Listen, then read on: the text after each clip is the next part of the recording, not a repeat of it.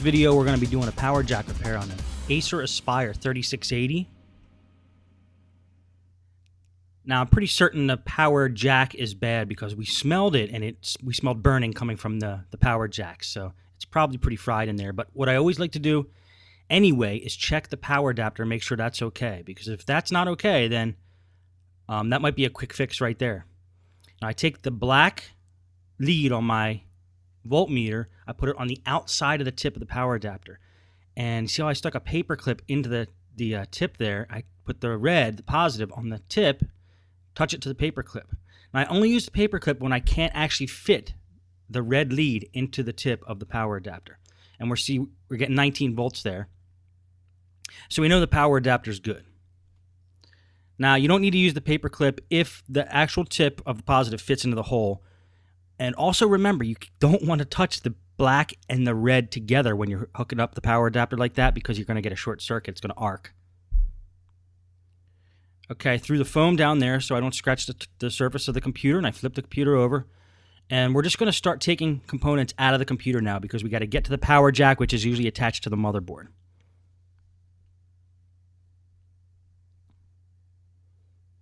When we remove this back cover, we see the RAM.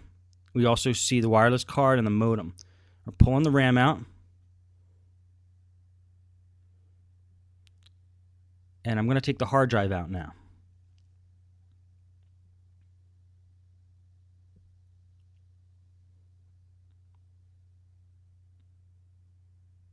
There may be a screw or two holding it in, and then it pops right out.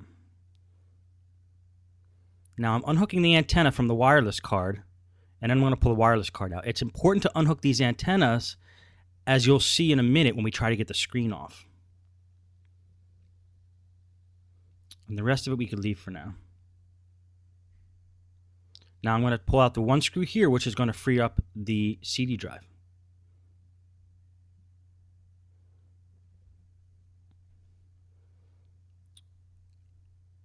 Okay, now I want to get the keyboard and the screen off. This will give us access to other parts of the computer and allow us to take the top cover off of the bottom cover.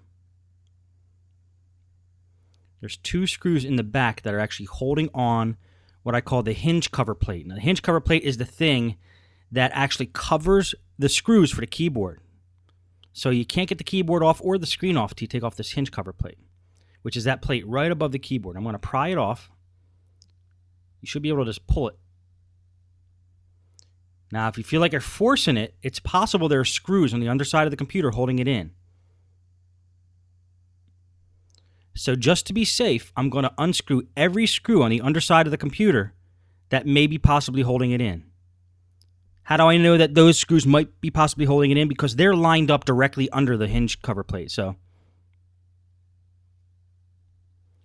just to be safe, I'm going to take them all out. They may not even be holding it in, but if they are, we got to get them out.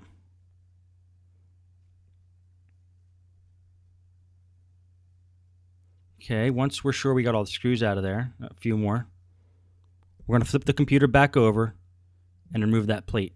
That'll give us access to the keyboard and allow us to remove the screen. My goal when I do this job is to basically remove that screen as fast as possible. I want to get the screen out of the picture. That's going to be the most unwieldy thing because it flips up. It's a delicate thing. You don't want to scratch it. So now we pull again the hinge cover plate, and it comes off a lot better this time. Now it may or may not, this might be luck. It may or may not have been screwed in, but at least we're not forcing it. Sometimes you have to really jiggle it. It's snapped in there. And once we get that out, now we have access to the keyboard. Now, screws to hold in the keyboard are usually at the top of the keyboard. Take those screws out from the top of the keyboard and then see if the keyboard can flip up. If the keyboard can flip up, then we know the keyboard's not screwed in from the bottom like that one, and we can just pull it right out. Oops.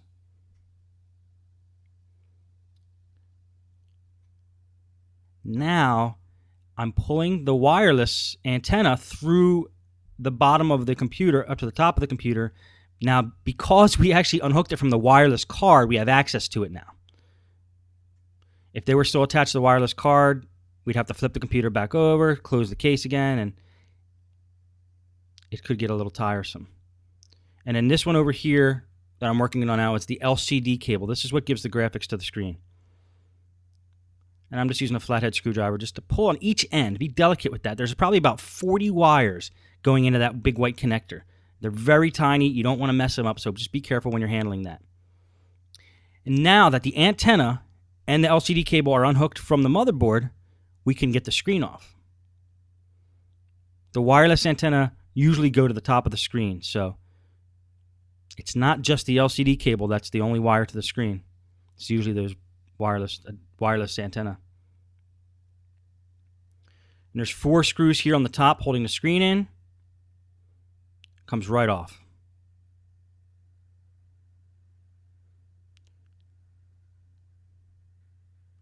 Now I'm just going to look for any screw that appears to be holding the top plate together with the bottom plate. And I want to unattach the top plate from the bottom plate so we can get to the motherboard. So let's look for every screw we can that's actually holding them two together. Unhook any ribbon cables you see there, like I just unhooked the touchpad ribbon cable. If you don't unhook that and then you start prying the top and bottom plate apart, you could rip that ribbon cable. So just give it another look over, make sure you got all the screws. Now we're going to flip it around and take out the remaining screws from the bottom.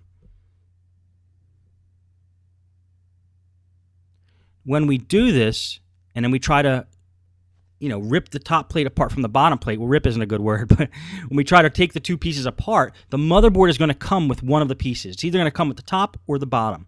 It doesn't matter which one it is. We'll be able to have access to the motherboard after we get it unsandwiched from the top and bottom plate here.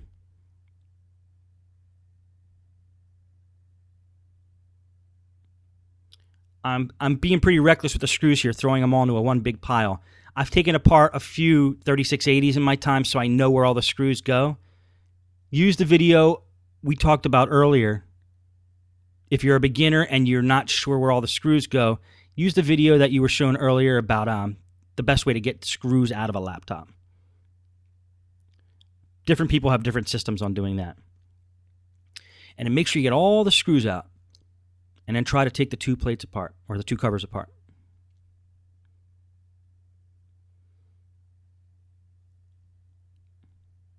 If it comes apart easy, you know you got all the screws. If there seems like a part that's jammed a little, make sure you get all the screws. And if you're sure you have all the screws, look for maybe a plastic hinge or something that's holding those two plates together.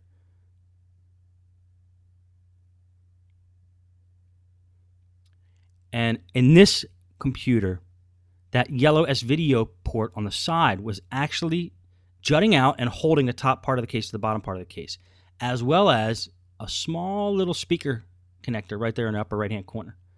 So between those two things, they were holding the case on. So we had all the screws out, so that was good. Now, if you see what we're dealing with here, the power jack is attached to a separate circuit board from the motherboard, and this is good for us. So let's get the motherboard out, and then we'll hit that separate board. Now, I was just pointing to a white arrow on the motherboard. We've talked about this before.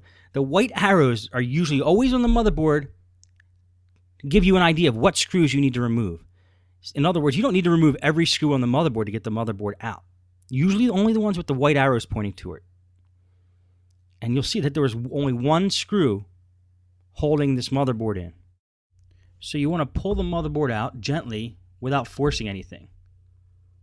There might be cables still holding it in there. There might be something, somewhere still holding it in. Make sure you get everything. And as it turns out, actually on this motherboard, there's two screws holding it in, which I'll show once we put it back together. Just remove that from the tape. Now there was two screws holding that little circuit board on. Now that circuit board has the power jack on it. So after removing those two screws, I now have access to the circuit board. And if you look close, you'll see that it's burnt right at the positive point there on the circuit board. There's a brown, black outline. Let me freeze frame that for a second.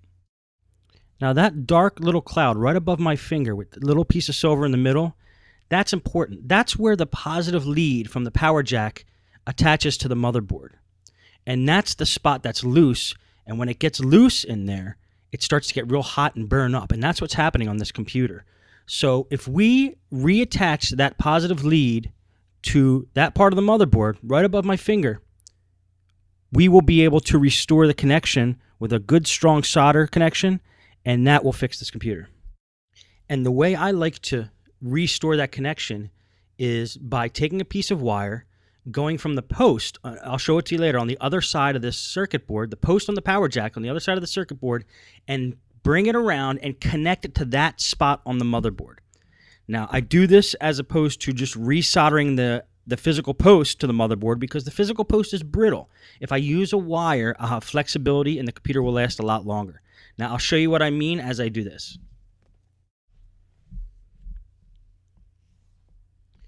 So what we're going to do now is take that circuit board and we're going to create 2 points on that board where I'm going to solder a wire to make the connection I was talking about. I'm taking a file here, and right above that little black cloud, you can't see it from this distance, but I'll show you when the project's completed. Right above that little black cloud, or in a spot close to that little black cloud, somewhere where that positive connection's coming in, I'm going to file away a little spot and expose metal on the motherboard. I got to file away some of that green coating on the circuit board. And I'm going to drop some solder right on that spot. I'm going to create a solder point on that spot.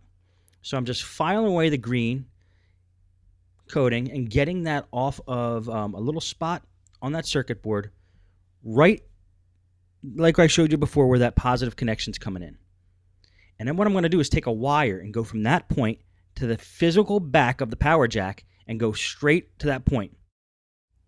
And by doing that, I'm basically going to be bypassing the original configuration of the post on the power jack and using my wire as the new connection point. I like using a wire because a wire is flexible. It's not brittle. See, this came apart originally because the post that goes into the circuit board there from the back of the power jack is solid.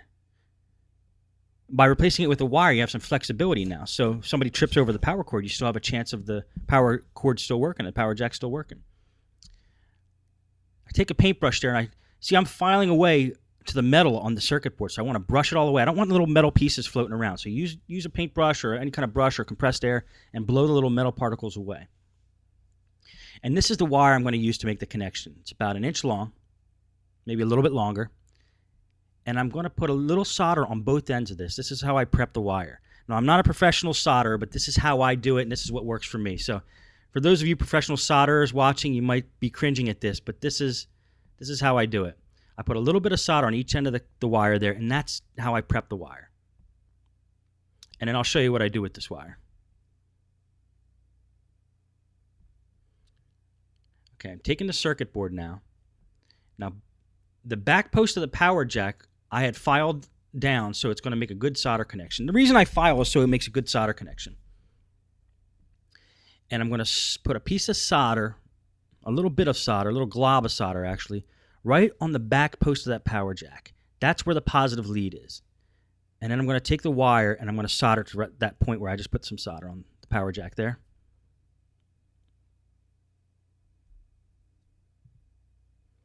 But first I'm going to take some solder and I'm going to put a little glob of solder on that point that I filed down on the bottom part of the circuit board. You can't see because my big fat hand's in the way, but I'll show you how it looks when it's done. There we go.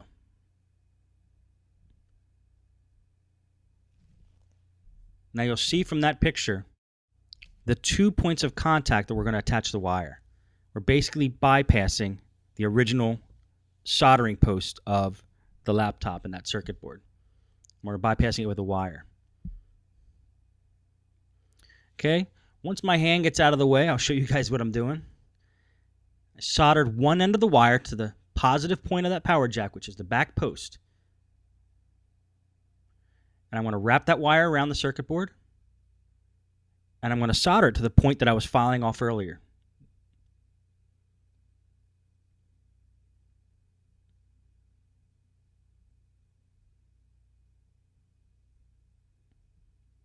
Okay, I put a little dab of solder there. Make sure it's in the right spot.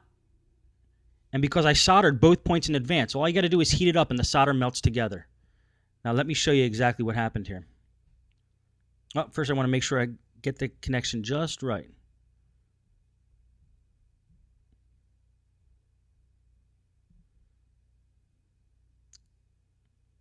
You want to grab it with the pliers when you're done. Just make sure it's tight. Make sure those solder connections are on there. And you'll see I soldered from the back post of the power jack right to the point of contact. and basically created my own post through the circuit board with the wire. Now we're going to put the laptop back together. It would be smart, once we get the laptop partially assembled, to test it before we put everything back together, just to make sure it works. And also, as you can see there, I'm taking compressed air, blowing all the parts that, since I have them out, it's a good time to clean them now. I use the paintbrush, I use the compressed air. Clean the parts while you have them out. Then reconnect everything. So you don't want little metal pieces floating around. And if you're doing filing and soldering, you might get some little metal flakes. You don't want them sitting across the motherboard. So I always make sure the parts are clean before I put them back together. And especially the CPU fan, since you have it out, you might as well get it clean.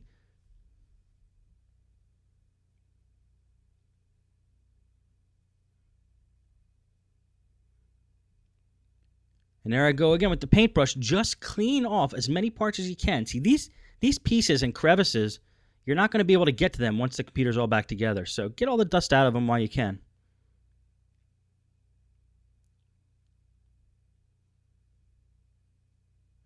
And make sure you get this motherboard positioned back in the computer in the exact same way it came out. They usually will fit in snugly.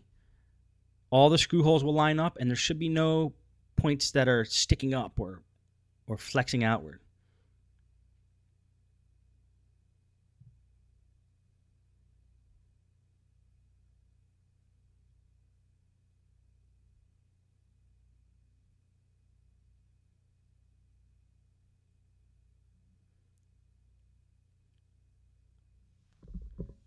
Okay, now you got to realize, since I added that additional wire that wasn't originally there in the laptop,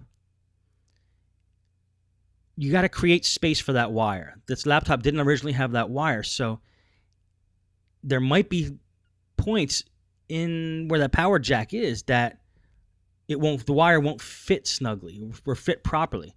So I'm using pliers here, and I'm just cut a little piece of plastic out of where the power jack was, just so the way we have our new configuration will fit.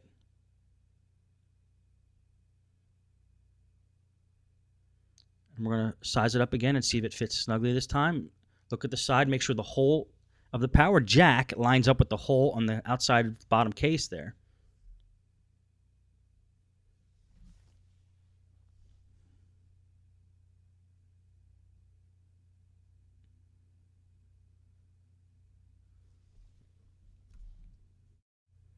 Okay, we're going to cut out a little bit more plastic here to make room for that wire, which I consider fine because using this method with the wire, the power jack is going to last a lot longer because you got that flexibility. But the only thing you got to worry about is, now that you created that wire there and put that wire into the circuit board, which wasn't originally there, is it going to stick out? Is it going to make a connection? Is it going to short out a part of the motherboard? And if it does, you have to make sure you secure it with electrical tape and cover up the connections you created, and also create more space, which is what I did with the pliers there. Okay, now it looks like everything's fitting better.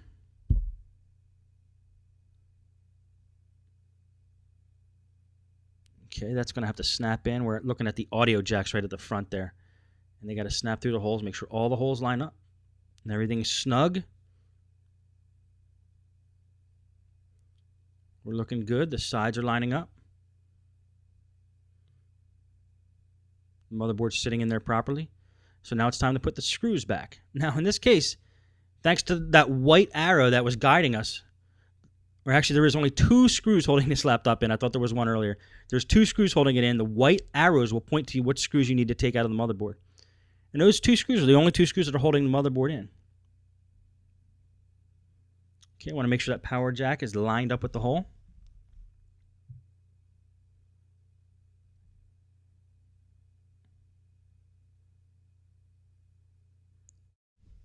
It looks like everything's okay, so we're going to start our next phase, which is putting everything back together. Again, take that paintbrush and clean off the dust if you have the opportunity.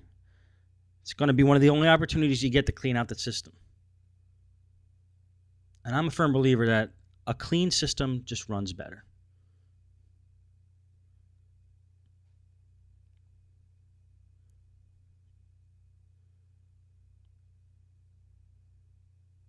Okay, we're going to line everything up and just make sure everything goes back together smooth.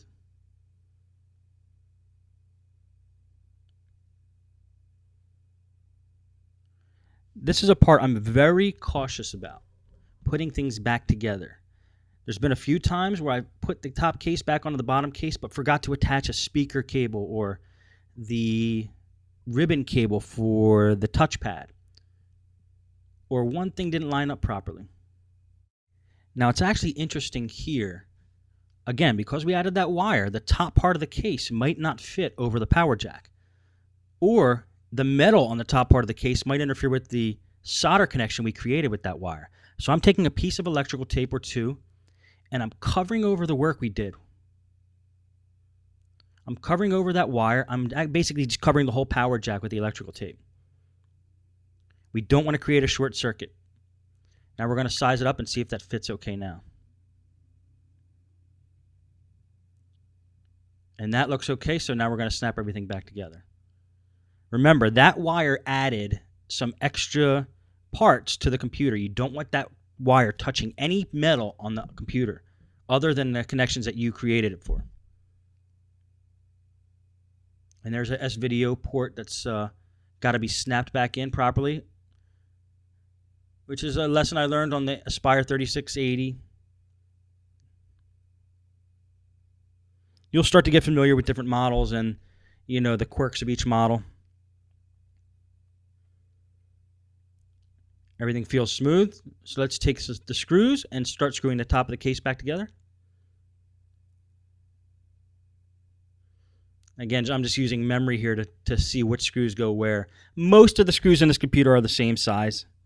There's a couple oddballs, but like I said, I've taken apart a couple of these so I know where the oddballs go.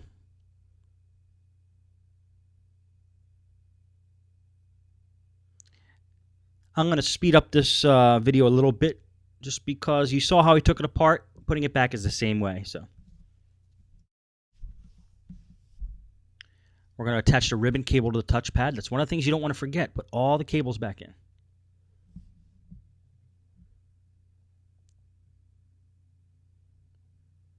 Okay, we're going to attach little connectors down there that we had to unattach to get the covers apart.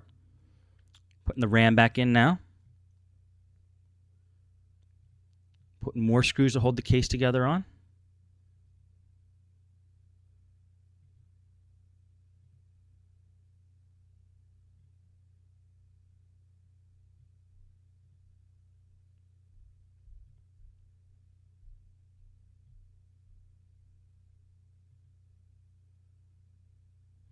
Okay, almost done with the case screws. Now that the case is securely in there, let's put the screen back on. Attach the 4 screws that hold the screen on. Then we'll reattach the cables.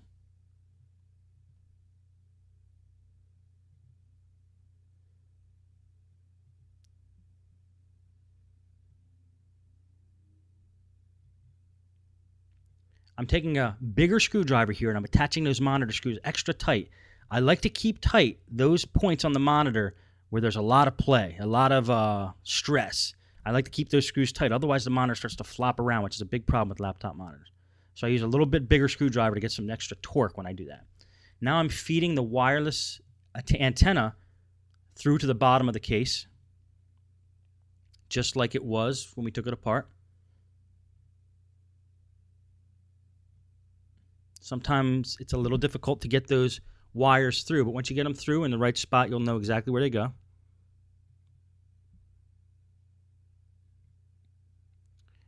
Okay, now that those wires are exposed, let's install the wireless card and attach the antenna.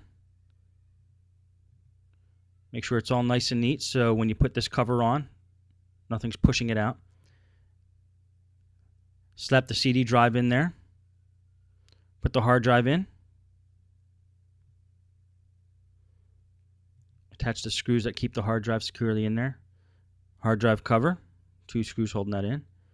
The RAM cover, make sure that's all flush. Okay, dust that keyboard off with the paintbrush.